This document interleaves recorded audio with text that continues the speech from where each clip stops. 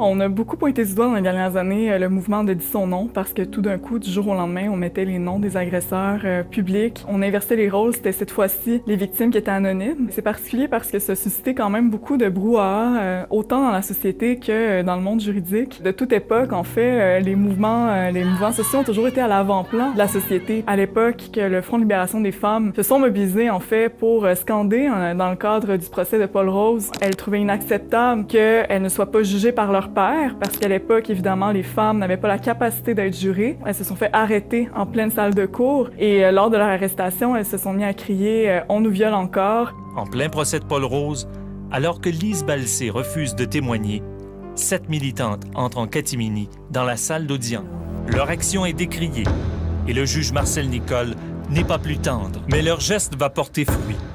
La même année, les femmes du Québec gagnent le droit d'être jurées. Ça a été vraiment très fort parce que ça avait choqué l'opinion publique. Les gens étaient très polarisés. Elles ont profité de leur passage à la prison Leclerc pour changer aussi les conditions d'emprisonnement pour les femmes. Si aujourd'hui on a des femmes jurées et que désormais il y a autant de femmes qui peuvent aspirer à la profession et évoluer dans le monde juridique, mais c'est grâce en fait à ce genre d'action-là. On n'est pas obligé d'être d'accord, on n'est pas obligé de tout comprendre, mais je pense que quelque part ça suscite un débat.